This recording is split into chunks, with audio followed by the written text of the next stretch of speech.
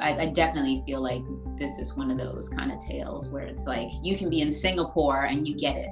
You understand the dynamics. You can be in Zimbabwe, you can be in New Zealand, and you understand who these people are. And I think that that's another part of creating a more humane society is like, we're all the same. We all want the same things.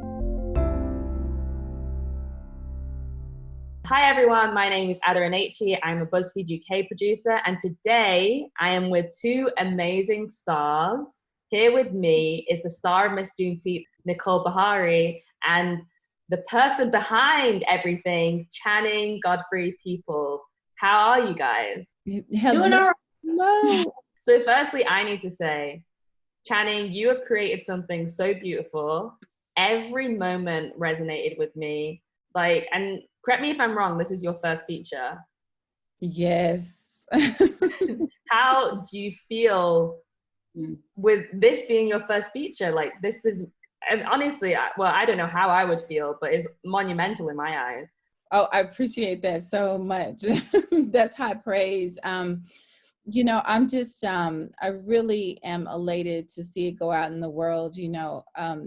It's been such a long journey, and, I talk about the length of time it took to make the film, but really the film has been with me for much of my life. It's really based in the community that I grew up in, and it really was inspired by the people that I grew up around, who had a sense of determination and grit about them, but they carried themselves with grace. And so when I was thinking about first features, I knew that I wanted my first feature to be set in this community.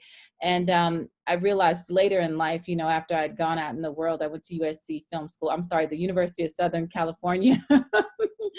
I have to clarify here, but Juneteenth was always so much of the fabric of my life, and I didn't realize that people were unfamiliar with it really until I left Texas and went to film school. And people would look at me kind of curiously when I would say Happy Juneteenth, every June 19th. And I was like, wow, if there's even a little bit of awareness I could bring, I wanted to find a way to bring that to the film. I think you did, especially me. I'm being a Black Brit. I feel like I got the heart of it, the importance that it is for African Americans through the film. And Nicole, I don't know if you know this, but I tell people all the time that you invented acting. So I just want to know how you prepared for the role, because anytime I see you in anything, I'm just like, how am I just there with you completely? First of all, that's very nice of you to say. I certainly didn't invent acting. I'm probably tumbling and trying to figure out what I'm doing all the time. Channing knows she was editing that bad boy. There's a lot of interesting notes in between, what sort of becomes what the audience sees. But the preparation begins with the material, with the script. So I received and had the privilege of working on nuanced and beautifully written characters, and people that I felt like I could relate to and didn't necessarily want to judge. They weren't overly simplistic. They weren't morally one thing or the other, So I just sort of, I just sort of embraced that. And then Channing had very specific, because it's like she said, came from her life, was very specific about how the dialect needed to be. And so I came down to Texas a little bit early and met some people and worked in the bar and learned some dance steps and just kind of try to immerse myself in the community a little bit before jumping in, while still maintaining the core of the work that I felt I had already done. And then you just trust yourself. I think that's the biggest thing is I'm learning the older I get and the more I see and work with younger actors too, as I'm working with actors, it's actually very difficult when people can reject your work or whatever, to really like yourself and trust yourself. And I think that's also a big part of what this story is about. It's self-worth and value and freedom. So that's a huge part of it. So thank you. So like you said it starts with the material. So Channing, how did it come about? When you first decided I'm going to write this film? What kicked it off? What spurred it on? Oh my goodness. You know, as I mentioned earlier, like I think it was just with me. I think when I was trying to conceive of first features after film school, because you know when you go through film school, you make shorts, and you're learning who you are as an artist and as a filmmaker and how you want to say specific things. And I knew thematically, you know, I wanted to tell a story that you know, about freedom really. And I wanted to, this story really is about a Black woman with a dream deferred. And, you know, she's finding a way to reconcile that dream and finding a way, you know, to embrace a new dream. At the same time, you know, she's dreaming for her daughter. So, you know, there were a lot of big things that I wanted to say. And it was a long journey in being able to refine those things, you know. I had a incredible creative partner who I met at film school, who now happens to be my husband. But he was very, you know, he was a trusted partner in the journey. You know, he knew my voice. And I was able to, you know, open it up and say, you know, what do you think about this story? And he was like helpful in that he's, you know, we talked about structure and things like that, but I could trust him in being able to, you know, create those characters and stay close to those characters. And I think that's important. But we also went through development programs with the film, just like Sundance has their institute, and they were super helpful. And there's a program called Austin Film Society, who the filmmaker Richard Linklater heads up, and also San Francisco Film. So it was just a long journey to get here. You know I can't tell the whole journey in this short interview.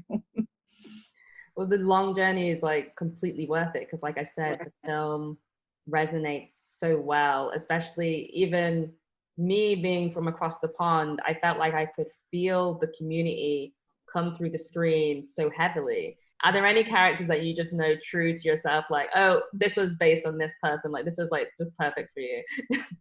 I mean, you're going to get me in trouble here, but, you know, obviously, you know, I think, you know, my hope is that we all love turquoise. I know I really do, but there's so much of, you know, my mom and my aunts and my grandmother and women in the community in turquoise, and so much of myself. You know, I was talking about earlier, you know, that grit and grace at the same time, you know, rolled up into one character. And, you know, Nicole, I feel like, is an actor whose career I followed for some time. And I knew that turquoise was going to be navigating this, you know, for me, it was a gigantic emotional journey, you know, and I knew that as a filmmaker, I wanted to tell stories about, you know, not only about Black women, but about the internal lives of Black women. And so I really was looking for an actor who could nail that sense of nuance that I felt like we needed, really, so that we could connect to this character. And so Nicole is someone who could obviously did that, you know, in this really brilliant way. So I had this story on the page, you know, but I needed someone to lift her off the page, and Nicole definitely did that. Nicole, you did an amazing job. I think you mastered the look of a Black mother before she's about to beat you, and you're like, hold it. Wow, that's awful. I felt like I saw it, like how my mom would look at me like, hold it. You're pushing it. But when you're preparing for the role, going through all, well, not the struggles, but the journey that your character went through, was there anyone or anything that you pulled from to like help push that character through? Absolutely. Oh my goodness. I mean, the inspiration from the community, from Channing stories, from the people I had met, but then also just the sort of deeper reserves of the relationships and my family. Like, I think I've been fairly candid to say, like, my sister was definitely a prototype for me with turquoise in ways, you know, and just people who get on about life and you don't hear about it. I thought it was really important to sort of give voice to that. And what's interesting as well is I've gotten a lot of feedback from people that are like, man, you say a lot in a look. And it's like, that's actually one of the things that I like about this particular piece, is because there are a lot of people who don't get to speak. And there's a whole world of things going on with them, and they're not saying anything. They're just going on about their lives. And it's almost like you could pan the camera over and it be someone else's story, but Channing chose to pan it onto the woman who's not speaking as much and follow her through her life and what she's navigating. And I think there's a lot of power in that. And, you know, I'm sort of probably more like Kai in real life. Like, I want to express myself and do it my own way. And, and my sister and my mom, aunts, and they've all taken care, you know, and sort of see this other way, or perhaps I'm on the shoulders of those people, you know, so that I can do those things and have that freedom of expression, etc. So yeah, so many people, so many people. I guess we all know this year has been trying, and I don't have to go into it. We know what's happened. Were you ever apprehensive? This is to the both of you. Were you ever apprehensive about the film coming out after everything that was kicking off? Or were you more, not excited, but more keen to see that this film was now going to be part of the storyline of 2020? Oh, wow. That's that's huge to think that it was part of the storyline of 2020. I think, you know, I certainly didn't even imagine that, or could have thought of that, or was even thinking of that in real time. I think, you know, when we were especially navigating these national tragedies, like, obviously, you know, we can all speak to this, but as a Black person, like, you're literally just devastated in the moment, you know. And it was not just, you know, this specific one was obviously huge, and the nation stopped for just a moment. Well, most of the nation. Um, but you just gutted. And so in putting the film out, like, you know, I was talking about earlier, you know, my producer, who's my creative partner, Neil, I mean, we were just like hunkered down and trying to figure out a way to get the film into the world. And at the same time, a pandemic is happening. And so, you know, the ordinary post process that we would have had, you know, became extreme all of a sudden. And so you know, you're just fighting to finish. And at the same time, you're navigating, like, personally as a Black person, like, this is happening right outside your door. And we're thinking about our own survival, you know, and this film is so much about Turquoise, you know, navigating her own sense of survival and finding a way to thrive. And thematically, we're still dealing with that in this country as Black people. So, you know, it was just a lot.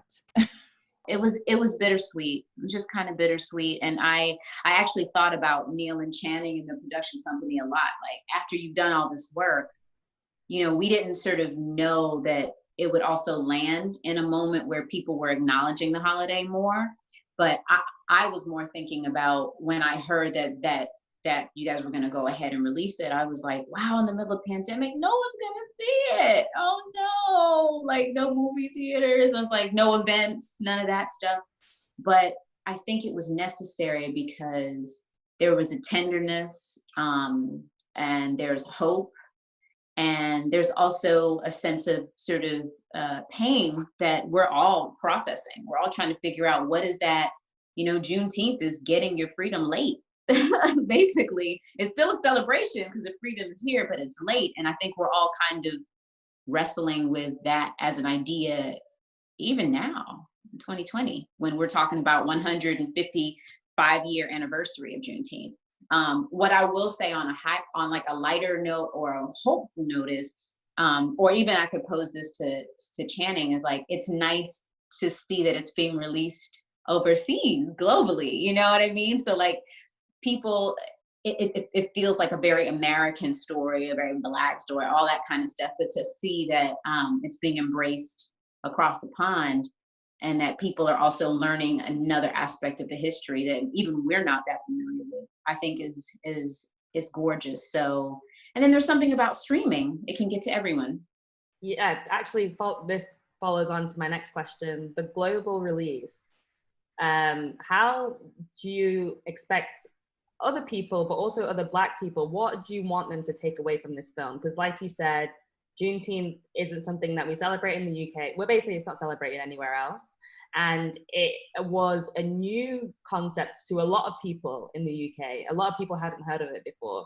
I'd heard of it a couple of years ago, but it really was an eye-opener when people were, like, petitioning for it to be a national holiday. So with this film now coming out, what do you expect people to take away from it? Yeah, I'll tell you now, as a filmmaker, I'm big on people not telling me what to think about a film. I've always been that way. But, I would hope that thematically, there's some themes in the film that I feel like, while it's a very specific film that I feel like are more universal, we're talking about these characters and getting their own sense of freedom. We're talking about how do I parent, this is a mother and daughter story. Turquoise is navigating, she's navigating business, she's navigating love, she's navigating her own personal economics. There are things that I feel like, people can take from the film, but Nicole said that so well. She talked about hope, and if there's any wish I have, is that people leave with a little bit of hope. Nicole, is there anything that you feel people should, well, more personal to you, like because of you? No, I think Shannon covered it, man. Yeah. The hope, and that it is universal. I think the more specific, who said that? Oh, I can't remember who said that. Ah, la la la la dee dee. I can't remember who said that, but someone was like, the more specific a story is, you feel it in your core, and it's also much more universal. And I definitely feel like this is one of those kind of tales where it's like, you can be in Singapore and you get it.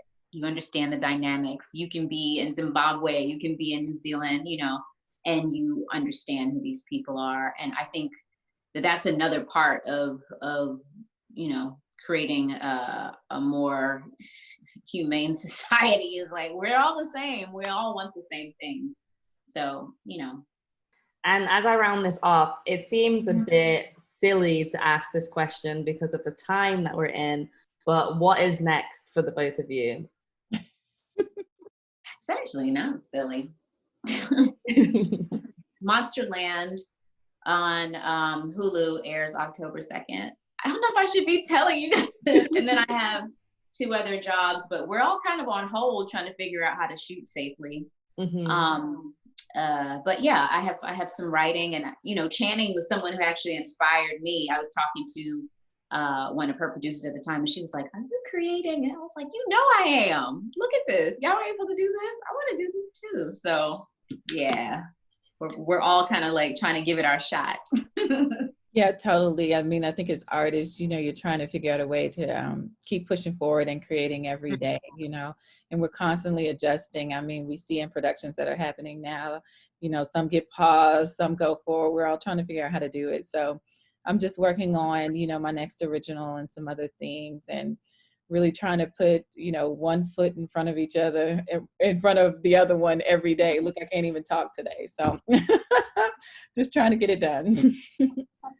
I guess it's forced people to think in a different way, which might also spur a little bit more creativity. So we'll see what the future holds. Absolutely. Yeah. It's all. I think there's going to be an explosion of creativity and babies. Oh my goodness. Definitely babies. Everyone's stuck at home.